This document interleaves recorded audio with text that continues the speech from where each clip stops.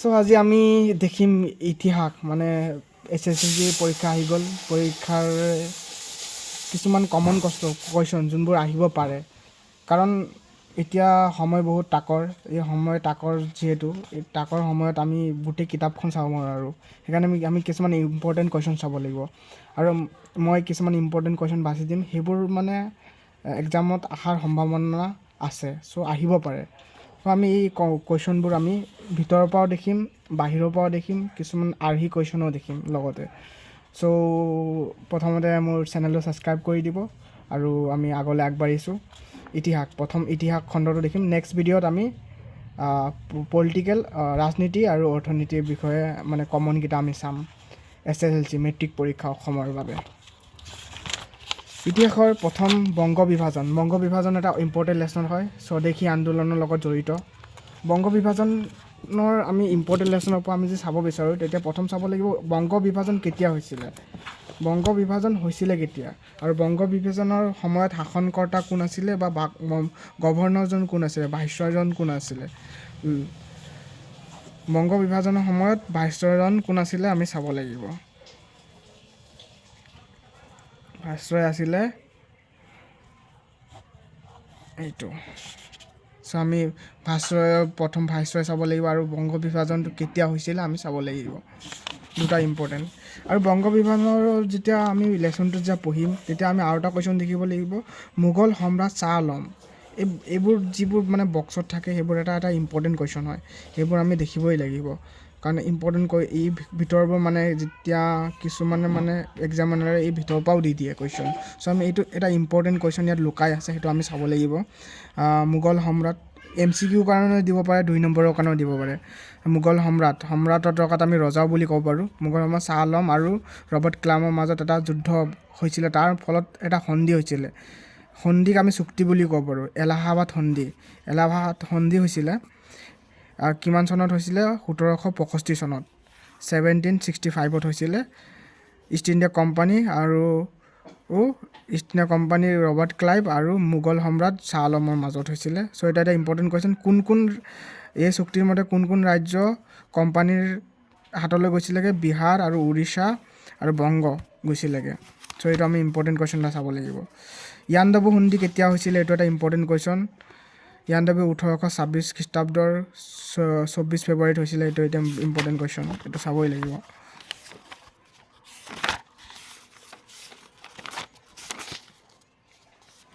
যেতিয়া আমি স্বদেশী আন্দোলনবোৰ মানে যিবোৰ স্বদেশী আন্দোলন ভাৰত ত্যাগ আন্দোলনবোৰ চাওঁ আমি আন্দোলনবোৰৰ কিছুমান দিশ আমি চাব লাগিব দুটা বস্তু আন্দোলনৰ তিনিটামান বস্তু চাবই লাগিব এটা চাব লাগিব কি কাৰণ আন্দোলনৰ কাৰণটো চাব লাগিব আন্দোলনৰ ফলাফলটো চাব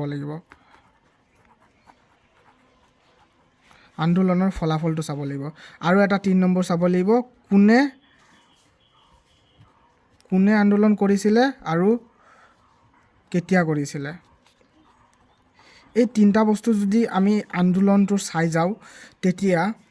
কাৰণ ফলাফল কোনে আৰু কেতিয়া কৰিছিলে এই তিনিটা বস্তু যেতিয়া আমি চাই যাওঁ তেতিয়া আমি সেই আন্দোলনৰ বিষয়ে মানে যিকোনো কুৱেশ্যন আমি এটেম্প কৰিব পাৰিম চ' এই তিনিটা বস্তু আমাৰ যিহেতু আজিৰ দিনটো আছে আজি 12 তাৰিখ কালি যিহেতু আমাৰ এক্সাম চ' আমি এইবোৰ যদি আমি মানে থুলমূলকৈ পইণ্ট হিচাপত যদি আমি চাই যাওঁ তো আমি লিখিব পাৰিম চ' কাৰণ ফলাফল আৰু কোনে আৰু কেতিয়া কৰিছিলে যিকোনো আন্দোলন ভাৰতীয় আন্দোলন স্বদেশী আন্দোলন অসহযোগ আন্দোলন বা যিকোনো আন্দোলনৰ আমি এই তিনিটা বস্তু চাম কোনে আৰু কেতিয়া কৰিছিলে কাৰণ আৰু ফলাফল ঠিক আছে এইবোৰ যিমান আন্দোলন আছে আমি সেইবোৰ চাব আৰু মুছলিম লীগৰ প্ৰতিষ্ঠাৰ বিষয়ে যদি আহে বা মুছলিম লীগৰ বিষয়ে যদি আমি চাব পাৰোঁ আৰু সংগঠন আন্দোলন আৰু সংগঠন যিবোৰ সংগঠন থাকে সেইবোৰৰ কোনে কৰিছিলে কাৰণ আৰু ফলাফল এইবোৰ আমি চামেই কাৰণটো চাম আৰু ফলাফল চাম তেতিয়া আমি সেই আন্দোলনৰ বিষয়ে বা সেই সংগঠনৰ বিষয়ে যিকোনো কুৱেশ্যন আমি এটেম্প কৰিব পাৰিম চ' ছাত্ৰসকল তোমালোকে এইটো চাবা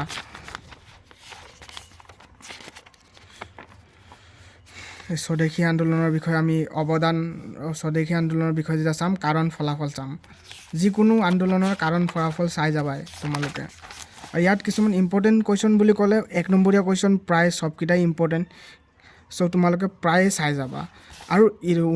এটা বস্তু ইয়াত ইম্পৰ্টেণ্ট আছে বংগ বিভাজনত 1911 চনত চাৰিটা ঘটনা এটা চনতে ঘটিছিল 1911 চনৰ কি ঘটিছিল প্ৰথম ঘটিছিল বংগৰ যোনটো ভাগ হৈছিল বংগ বিভাজন হৈছিল বিভাজনটো একত্ৰীকৰণ হৈছিল মানে একেই হৈ গৈছিলে ভাগটো আকৌ একটা কৰি দিছিলে এটা ৰাজ্য কৰি দিছিলে সেই বংগৰ পুনৰ একত্ৰীকৰণ হৈছিলে 2 নম্বৰ হ'ল ভাৰতৰ ৰাজধানী কলিকতা আছিল আগতে তাৰ পৰা দিল্লী যে আমি এতিয়া বৰ্তমান পাওঁ সেই দিল্লীলৈ লৈ গৈছিলে 1911 চনতে ঠিক আছে আৰু এটা ঘটনা হৈছিল অসমৰ মুখ্য আয়ুক্ত তলতীয়া পদত পৰিণত হৈ গৈছিলে আৰু এটা ঘটনা হৈছিলে অসম প্ৰদেশৰ ৰাজধানী শ্বিলঙলৈ পুনৰ স্থানান্তৰিত হৈছিলে বা স্থানান্তৰিত আমি ইজি ভাষাত লিখিব পাৰোঁ সলনি কৰিছিলে ঠিক আছে চ' 11 চনত 1911 চনটো মনত ৰাখিবা চাৰিটা ঘটনা সংঘটিত হৈছিলে এটা চনতে চ' এইটো এটা ইম্পৰ্টেণ্ট কুৱেশ্যন ঠিক আছে তো বংগ বিভাজনৰ কথা যদি বা আমি আন্দোলনবোৰ চামে বংগ বিভাজন কোনে কৰিছিলে এইবিলাক এটা ইম্পৰ্টেণ্ট কুৱেশ্যন আৰু 1 নম্বৰীয়া কুৱেশ্যনবোৰ আমি কেতিয়াও মিছ নকৰোঁ যাতে MCQত আহি যাব পাৰে আৰু চমু টকাত যদি আমি চাব বিচাৰোঁ এই দুটাৰ সম্ভাৱনা কম নবাব সলিমুল্লাহ আৰু মাৰ্গাৰেট এলিজাবেথ এইবিলাক সম্ভাৱনা কম কিন্তু কবিগুৰু ৰবীন্দ্ৰনাথ ঠাকুৰৰ বিষয়ে চমু টকা আহি যাব পাৰে চ' এইটো তোমালোকে চাবা আৰু স্বদেশী আন্দোলনৰ মই ক'লোৱেই তোমালোকে ফলাফল অৱদান বুলি ক'লে কি জানানে অৱদান বুলি ক'লে হ'ল ফলাফলটো কি হ'ল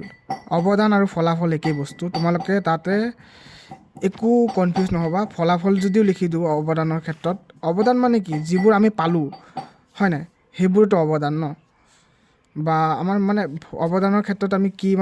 কি আমাৰ ভাল হ'ল সেইটো লিখিবা তোমালোকে ভালটো লিখিবা অৱদানত কিন্তু প্ৰায় একেই হয় বস্তুবোৰ ভাল মানে ভাল ফলাফল হয় ঠিক আছে সেইটোকে আমি অৱদান বুলি কওঁ আৰু ফলাফল যিকোনো আন্দোলনৰ ফলাফল আৰু কাৰণ চাবাই তোমালোকে কেতিয়াও মিছ নকৰিবা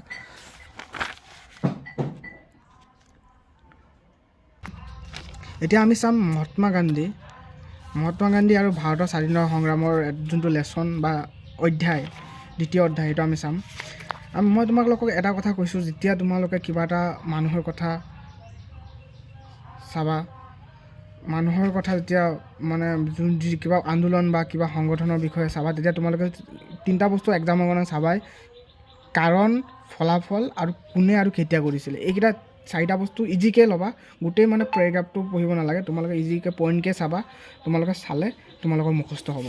সময় আছে এতিয়া বহুতো গোটেই দিনটো আছে তোমালোকে আজি তুমি কৰিব পাৰা তোমালোকে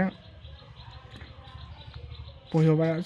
ৰাওলাট আইনৰ কথা ইমান ইম্পৰ্টেণ্ট নহয় তথাপি আহি যাব পাৰে কিন্তু সত্যাগ্ৰহ আৰু অহিংসা কাৰণ আৰু ফলাফল তোমালোকে চাবাই জালিয়ানৱালাবাগৰ কেতিয়া আৰু কোনে এই দুটা ইম্পৰ্টেণ্ট কেতিয়া আৰু কোনে কৰিছিলে জালিয়ানৱালাবাগৰ হত্যাকাণ্ড খিলাফত আন্দোলনৰ কোনে ফলাফল আৰু কাৰণ চাবা অসহযোগ আন্দোলনৰ কাৰণ ফলাফল আৰু কেতিয়া আৰু কোনে এইকেইটা চাবা অসহযোগ আন্দোলনৰ সামৰণি কাৰণ ফলাফলটো চাবা চাইমন কমিশ্যন ইমান ইম্পৰ্টেণ্ট নহয় বাট কেতিয়াটো ইম্পৰ্টেণ্ট এইটো আইন অমান্য আন্দোলনৰ কাৰণ আৰু ফলাফল সদায় চাবা কাৰণ ফলাফল কেতিয়া আৰু কোনে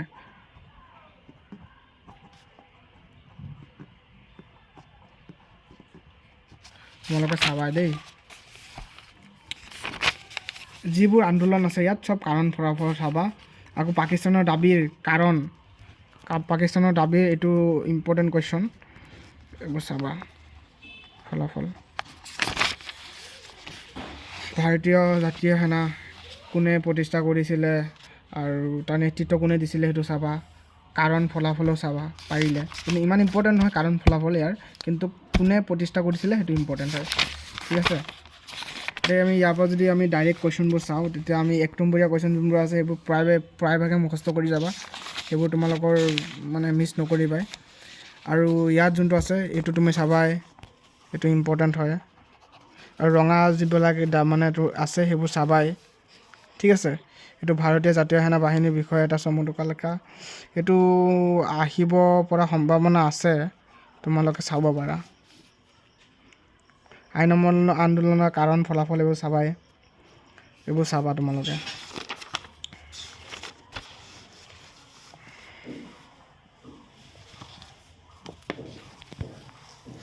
অসমত ব্ৰিটিছ বিৰোধী জাগৰণৰ কৃষক তোমালোকে এটা কথা মনত ৰাখিবা, যেতিয়া অসমৰ বিষয়ে কিবা এটা দিয়ে, ঠিক আছে, অসমৰ বিষয়ে যেতিয়া দিব যে অসমৰ ভূমিকা, অসমৰ মহিলাসকলৰ ভূমিকা যেতিয়া দিব, তোমালোকে সেইটো কুৱেশ্যনত গুৰুত্ব দিবা, কাৰণ এইটো অসমত পতা এক্সাম হয়, আৰু অসমত পতা এক্সামত অসমৰ কুৱেশ্যন এনচাৰ আহিবই। আৰু সদায় আমি অসমীয়া কুৱেশ্যন আমাৰ অসমৰ বিষয়ে জানিব লাগে, আৰু সেইবোৰ কুৱেশ্যন মানে দিয়া সম্ভাৱনা থাকে, ঠিক আছে। তোমালোকে সেইটো চাবা। চ' মণিৰাম দিয়ানৰ আনন্দৰাম ঢেকীয়াল ফুকনৰ কথাও চাবা তোমালোকে। চনৰ চিপাহী বিদ্ৰোহৰ কথা চাবা, মণিৰাম দেৱানৰ কথা, এইটো পূৰা ফুল পঢ়িবা, আৰু পইণ্ট ৱাইজকৈ তুমি মানে কেতিয়া কি কাৰণে মণিৰাম দেৱানৰ জীৱনৰ মানে কেতিয়া কি কাৰণে কি হৈছিলে সেইবোৰ চাই যাবা, ঠিক আছে। আৰু ফুলগুৰি ধাবা এটা ইম্পৰ্টেণ্ট, ফুলগুৰি ধাবাৰ বিষয়ে কেতিয়া আৰু কি কাৰণে আৰু কোনে, এইটো চাবা, এইটো ইম্পৰ্টেণ্ট, মষ্ট ইম্পৰ্টেণ্ট, এইটো আহি যাব পাৰে। যদি যোৱা বছৰ অহা নাই তেতিয়া এই বছৰ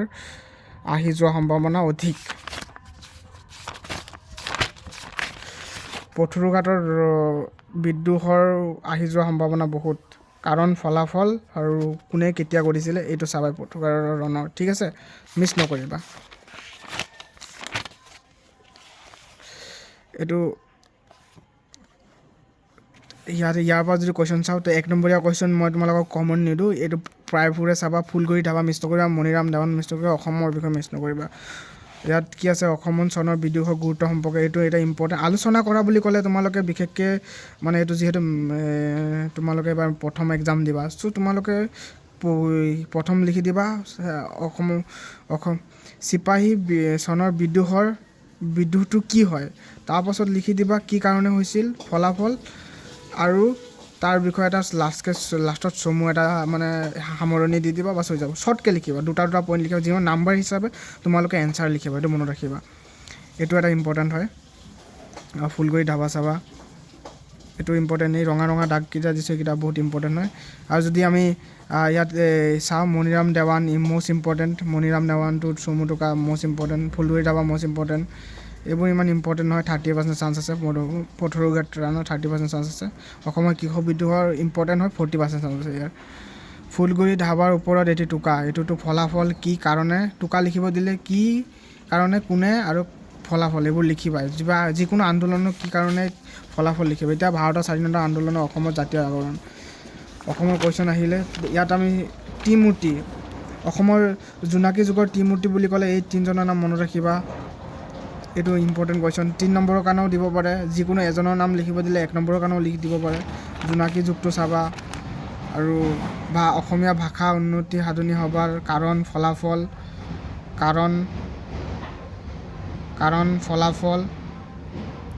ফলাফল আৰু কোনে কেতিয়া চাবা, কোনে আৰু কেতিয়া কৰিছিলে এইবোৰ চাবা, ঠিক আছে। আহোম সভাৰ বিষয়ে চাবা, এইবোৰ মিছ নকৰিবা। আজিও সময় আছে তোমালোকৰ মাজত, তোমালোকে ভয় নাখাবা, এতিয়াও তোমালোকে মুখস্থ কৰি বা তোমালোকে নিজে চাই পেলাই এতিয়াও এক্সাম দিব পাৰিবা। অসম প্ৰদেশ কংগ্ৰেছৰ কাৰণ ফলাফল চাবা, স্বদেশী আন্দোলন আৰু অসম, এইটো এটা ইম্পৰ্টেণ্ট কুৱেশ্যন, তোমালোকে এইটো মিছ নকৰিবা, চাবা। অসহযোগ আন্দোলন আৰু অসম, এইবোৰ চাবা, এইবোৰ কাৰণ ফলাফল চাবা,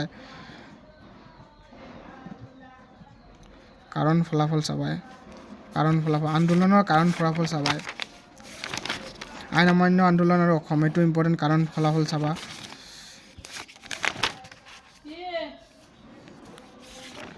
এইবোৰ বিশ্ববিদ্যালয়বোৰ কোনে কেতিয়া কিমান চনত প্ৰতিষ্ঠা হৈছিল এইবোৰ চাই দিবা, আৰু বিশেষ ইমান ইম্পৰ্টেণ্ট নাই।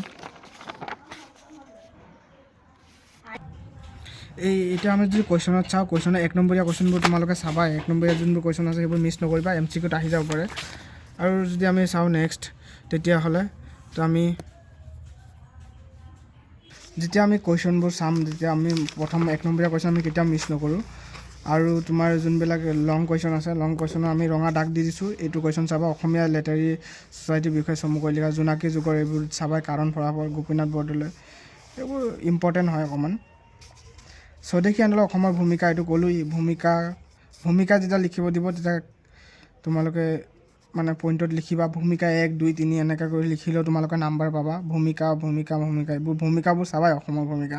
অসম ভাৰত ত্যাগ আন্দোলনৰ খতিয়ান মানে আলোচনা কৰিব কৈছে, কি কৰিব কৈছে আলোচনা কি কাৰণে ফলাফল কোনে কেতিয়া এইবোৰ চাবা সেইবোৰে ইম্পৰ্টেণ্ট থাকে আন্দোলনৰ এটা আমি লাষ্ট লেসনটো চাকে এইটো লাষ্ট লেসন পঞ্চম অধ্যায়টো ভাৰত আৰু উত্তৰ পূৰ্বাঞ্চলৰ সাংস্কৃতিক ইতিহাস এইবোৰ আমি ডাইৰেক্ট কোৱেশ্যনত গৈছোঁ এতিয়া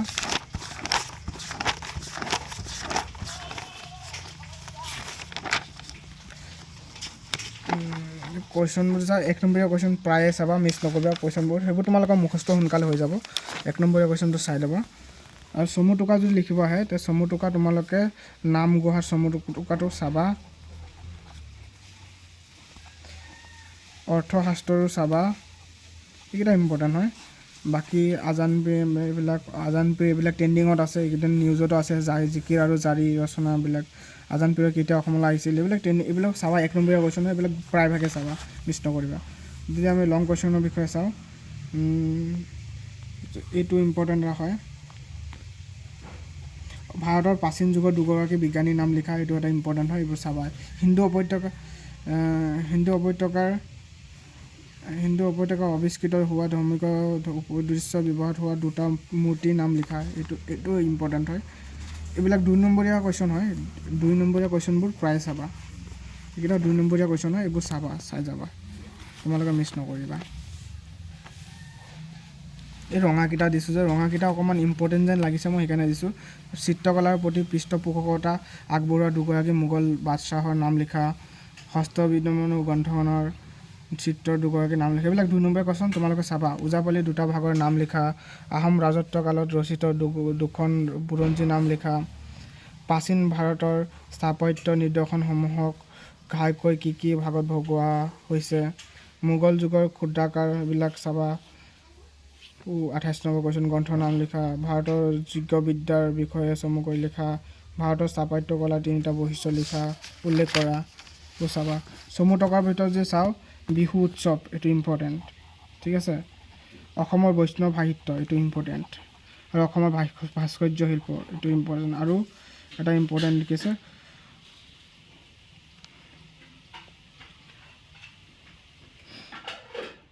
এইবোৰ ইম্পৰ্টেণ্ট কোৱেশ্যন হয় এইবোৰ চাবা ইয়াৰ ভিতৰত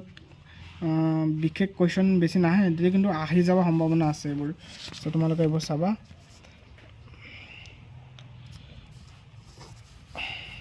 এইটো চাবা অসমৰ ভাৰতৰ ধৰ্মীয় ঐতিহ্যৰ বিষয়ে লিখা এইটো তোমালোকে লিখি দিবা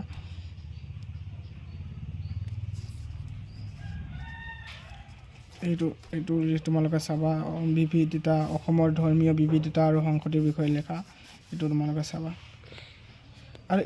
এই বস্তু চাবা উত্তৰ পূৰ্বাঞ্চলৰ অন্য ৰাজ্যকেইখনৰ তুলনাত অসমৰ সাংস্কৃতিক বিবিধতা সংমিশ্ৰণ আৰু বিৱৰ্তন অধিকতৰ হৈছে এইটো তোমালোকে চাবা কিয় অধিকতৰ হৈছে চাবা এইটো ইম্পৰ্টেণ্ট হয় চ' এইকেইটা তোমালোকৰ ইতিহাসৰ ইম্পৰ্টেণ্ট কুৱেশ্যন এনচাৰ মই দেখাই দিলোঁ এইবোৰ আহিব পাৰে তোমালোকে মিছ নকৰিবা তোমালোকৰ বন্ধু বান্ধৱী যিসকল আছে এবাৰ HSLC দি আছে তেওঁলোকৰ লগত শ্বেয়াৰ কৰি দিয়া আৰু নিশ্চয় এইকেইটা কুৱেশ্যন তোমালোকে মিছ নকৰিবা নিশ্চয় যদি আহি যায় তেতিয়া তোমালোকে